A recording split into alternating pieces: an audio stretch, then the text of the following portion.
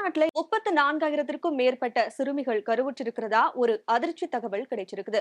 அதுலயும் குறிப்பா பார்த்தோம்னா, மதுரை மாவட்டத்துல தான் அதிக அளவுல சிறுமிகள் கருவுற்றிருக்கிறதாவும் ஒரு தகவல் கிடைச்சிருக்குது. இத பார்க்கும்போது தமிழ்நாட்டுல எந்த அளவுக்கு ஒரு அவலம் நிகழுது அப்படின்றத நம்மளால பார்க்க முடியுது. தமிழ்நாட்டுல மட்டும் பார்த்தோம்னா 34,497 சிறுமிகள் கருவுற்றிருக்கிறதா. அதாவது 18 வயதிற்கும் குறைவான சிறுமிகளுக்கு குழந்தை திருமணங்கள் செய்து அவங்க கருவுற்றிருக்கிறதா ஒரு அதிர்ச்சி தகவலும் கிடைச்சிருக்கு.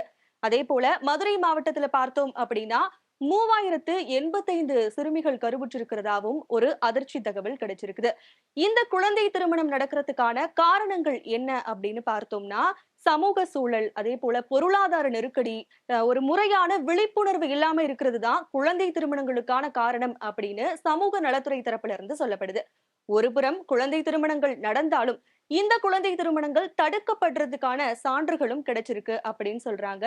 அந்த வகையில கடந்த 2021ஆம் ஆண்டு பார்த்தோம் அப்படின்னா, 2,648 குழந்தை திருமணங்கள் தடுக்கப்பட்டிருக்கு. அதேபோல 2022ல பார்த்தோம் அப்படின்னா, 2,401 குழந்தை திருமணங்கள் தடுக்கப்பட்டிருக்கு. 2023ல பார்த்தோம் அப்படின்னா, 1,961 குழந்தை திருமணங்கள் தடுக்கப்பட்டிருக்கு. அதேபோல கடந்த 2024ஆம் ஆண்டு பிப்ரவரி மாதம் வரைக்கும் பார்த்தோம் அப்படின்னா, 2,347 குழந்தை திருமணங்கள் தடுக்கப்பட்டிருக்கிறதாகவும் சொல்லப்படுது. ஒருபுறம் குழந்தை திருமணங்கள் நடந்துகிட்டே இருந்தாலும், ஒருபுறம் குழந்தை திருமணங்கள் தடுக்கப்பட்டிருக்கிறதாவும் ஒரு சான்று கிடைச்சிருக்குது.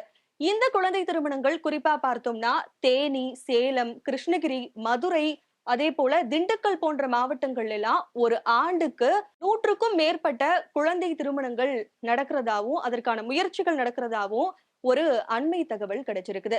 இந்த குழந்தை திருமணம் எதனால நடத்தப்படுது அப்படின்னு பார்த்தீங்கன்னா, அதாவது பெற்றோர்கள் வந்து தன்னுடைய குழந்தை வேற்று சமுதாயத்தை சார்ந்த, அதாவது சாதி மாற்றி திருமணம் செஞ்சுடுமோ அப்படின்ற ஒரு பயத்தினால இந்த குழந்தை திருமணங்கள் நடக்குது.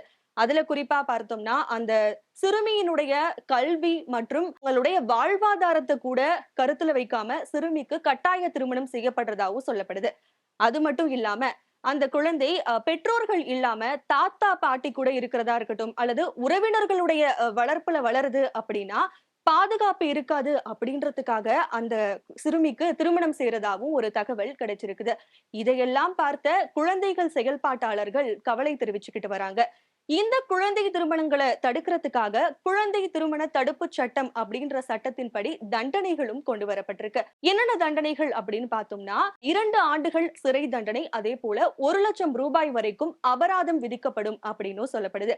இந்த தண்டனைகள் யாருக்கு பொருந்தும் அப்படின்னு பார்த்தோம்னா, அந்த சிறுமிய திருமணம் செஞ்சுக்கிறவங்களுக்கும், அது மட்டும் இல்லாம இந்த திருமணத்துக்கு யாரு ஏற்பாடு செய்றாங்களோ அவங்களுக்கு தான் இந்த தண்டனைகள் பொருந்தும் அப்படின்னு சொல்லப்படுது. ஒருபுறம் இந்த தண்டனைகள் அமல்படுத்தப்பட்டாலும், ஒரு சில இடங்கள்ல இந்த தண்டனைகள்லாம் அமல்படுத்தப்படுறதே இல்ல அப்படின்னு சொல்லி குழந்தைகள் செயல்பாட்டாளர்கள் அதாவது கவலை தெரிவிச்சிருக்கிறாங்க. அது மட்டும் இல்லாம, இந்த குழந்தை திருமணங்களை எல்லாம் தடுக்கணும் அப்படின்னா, குறிப்பா சமூக நலத்துறை, காவல்துறை, பள்ளி கல்வித்துறை, சுகாதாரத்துறை இந்த டிபார்ட்மெண்ட்ஸ் எல்லாம் சேர்ந்து ஒரு கூட்டு நடவடிக்கை எடுத்தாதான் இதற்கான ஒரு நிரந்தர தீர்வு கிடைக்கும் அப்படின்னு சொல்லப்படுது. அது மட்டும் இல்லாம, குழந்தைகள் நல ஆர்வலர்கள் பேசும்போது ஒரு தகவலையும் கொடுத்திருக்காங்க. ஒரு சிறுமி கருவுற்று 5 முறை அவங்களுக்கு பிரசவம் நடந்துட்டு அப்படின்னாலே அத ரெட் ஜோன் அப்படின்னு சொல்லுவாங்களாம். இதுக்கு டிடிகள் எல்லாம் சேர்ந்து ஒரு நடவடிக்கை எடுக்கணும். இத வந்து அதாவது லாங் டைம் வரைக்கும் கொண்டுட்டு போகக்கூடாது. இதற்கான நடவடிக்கைகள் எடுக்கணும். அதற்கான முறையான தண்டனைகள் யாருக்கு கொடுக்கப்பட வேண்டுமோ அவங்களுக்கு தண்டனைகள் கொடுக்கணும் அப்படின்னு சொல்றாங்க.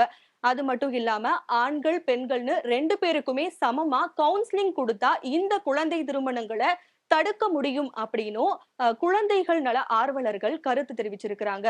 இப்போ இந்த குழந்தை திருமணங்களை எல்லாம் தடுக்கணும் அப்படின்னா, குறிப்பா தமிழ்நாடு அரசு முனைப்புடன் செயல்பட்டு அதற்கான அந்த ஆதார தரவுகள வந்து வெளிப்படையா, அதாவது மறைமுகமா இல்லாம வெளிப்படையா எல்லா தகவல்களையும் கொடுக்கணும். அந்த தரவுகள வெளிப்படுத்தணும். அது ஒரு தீர்வா இருக்கும் அப்படின்னு குழந்தைகள் நல ஆர்வலர்கள் கருத்து தெரிவிச்சிருக்கிறாங்க.